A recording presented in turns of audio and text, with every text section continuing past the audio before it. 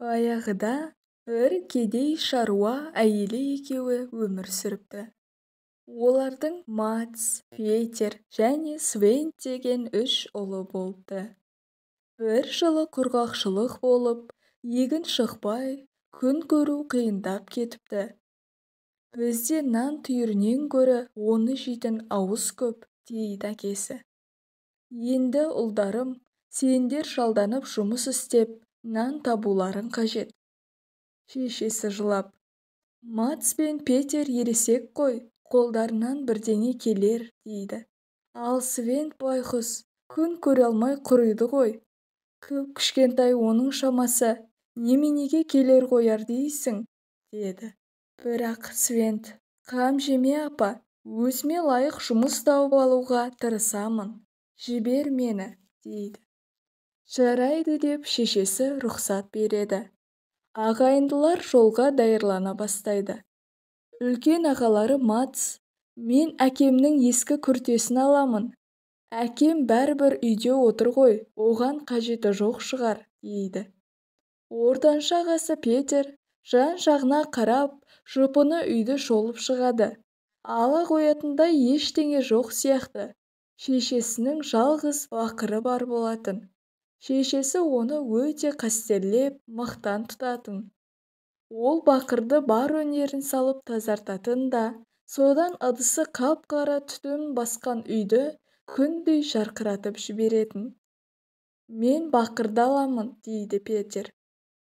Апамның бәрібір онымен пісіре қоятын ештеңесі жоқ, ал мен оны сатамын да, жұмыс тапқанымша соның ақшасына күнелте тұрамын.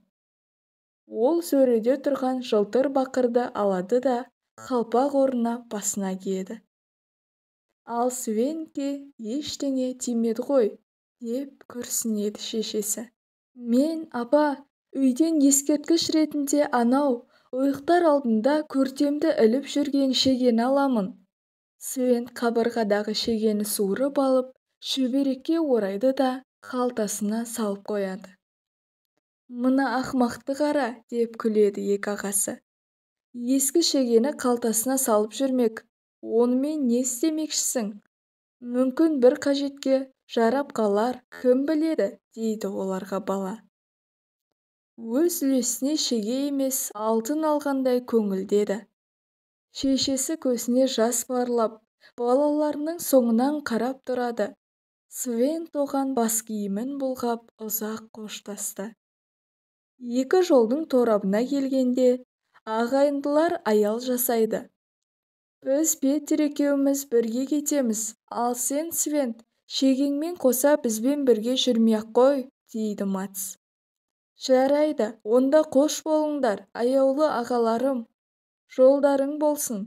Жақын арада жолығармыз деп сенемін, дейді де, Свен көлденең жатқан қара жолға қарай бұрылады. Бір-екі сағат жүрген соң, ол шаршағанын сезеді. Ал жақын маңайда елді мекеннің қарасы көрінбеді. Кенет алда жол үстінде бір нәрсенің қимылдағаны байқалады. Свен қорыққанынан, аю шығар, енді не істеймін деп ойланды. Бірақ ол өзінің арбасымен әлек болып жатқан жолаушы адам екен. Балақай, бері келші деп айқайлады ол Свенге. Арбамның дөңгелегі босап қалды. Ұстаханаға жете алмай тұрмын. Көмектесіп жібересің бе? Деді. Менде шеге бар, оны мұрындық орнына салуға болады. Тек уақытша ғана беремін. Ол мен үшін өте қымбат. Туған үйімнің шегесі ғой. Шаруа қарқылдап күліп жіберді. Өй, сен өзі қызық жігіт екенсің. Ұста дүкеніне жеткен соң шегеңді қайтып аласың. Шаруа мен Свен дөңгелекті орнына салып арбаға отырады да ұстаханаға жүріп кетеді. Төс басында беті қолы қарақожалақ болып әбден ысталған, терлеп тепшіген ұста қып-қызыл отқа балқыған темірді балғамен соғып тұр екен. Свен бұған дейін ұста дүкенінде болып көрмеген еді. Оған мұндағының бәрі де ұнап кетті. Мұнда өте көңілді екен. Көрік гуілдеп, алға гүрс-гүрс соғылады. Дәл бір музыка сияқты. Темір ұстасы болсам ғой. Темірші қарқылдап, күлкімді келтірмеші, бұлшыл бала, деді. Мұнша ауыр болғаны саған көтеру қайда? Бұл ойыншық емес. Ал егер қаласаң, менің балам сауыққанша көрік басып көр. Тамағыңды тойдырамын, әрі істеген жұмысың үшін тиын тебен беремін, дейді. Несі бар? Мен келсемін, деп жауап берді Свент. Сөйтіп ол ұстаның қасында қалады. Шегесін шаруадан қайтарып алып, оны түзетеді де, шүберекке орап, қайтадан қалтасына салып қойды. Ал шаруа оған қол ұшын бергені үшін аздаған ақша төлейді. Свенттің тындырымды жақсы көмекші екенін көрген ұста оны өз өнеріне үйрете бастады. Көп ұзамай Свент өз бетімен көптеген заттар жасай алатын болды. Бірақ бір айдан кейін ұстаның баласы айығып, шебер енді Свентке қасында қалдыра алмайды. Шәкірт балаға өз жөнін табуға тура келді. Ұстадан еңбекақысын алып, Свент көңілдене әндетіп, қайта жолға шықты. Көп кешікпей ол жол бойындағы жалғыз үйдің қасына да келіп қалды. Есік алдында көзілдірікті, қисық аяқ бір адам тұр екен. Бұл тігінші еді. Оның мойнында ұзын әдіпке қыстырып қойған қайшысы бар. Тігінші қолындағыны күртені тазалап тұр екен. Кенет қолындағы күртесі сусып, шынтақ су болған шөп үстіне түсіп кетеді. Күртені іліп қоймайсыз ба, отағасы, деп кеңес береді Свент. Үйретпе маған, дейді тігінші. Не істейтінімді сенсіз ақ білемін. Свент тігіншінің бұл сөзіне ашуланбайды.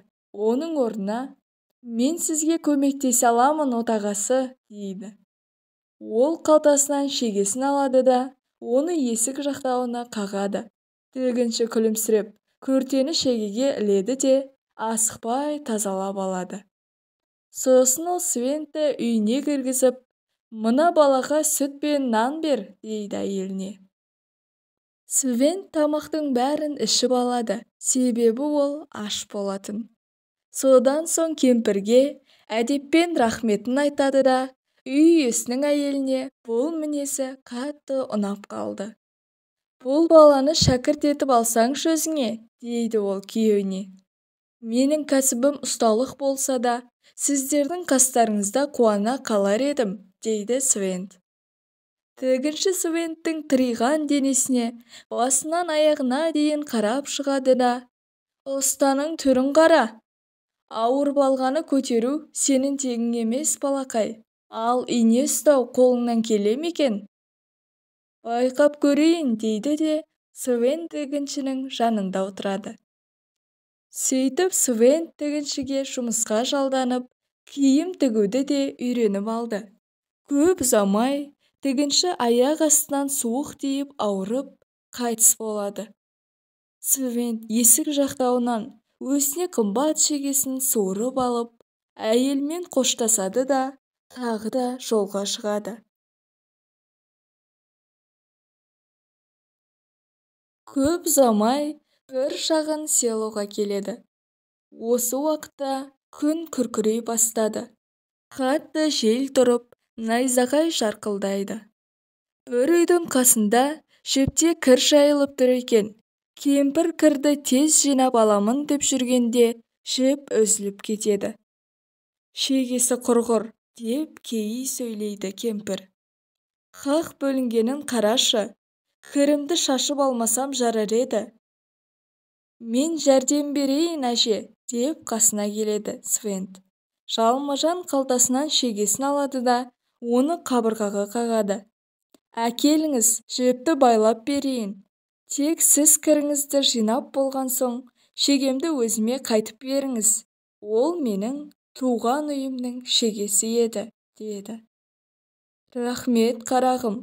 Жаңбыр жауып кетпей тұрып, кірімді жинасып, үйге алып баршы, дейді кемпір.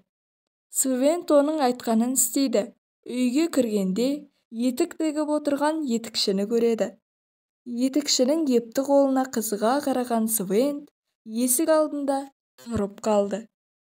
Мен теміршімін де, тігіншімін де, ал бірақ етік тіге білмеймін, деді Свент. Жөнсіз сөйлеме, балақай. Сен қайдағы темірші, тігіншісің? Қалжыңды қой ондай.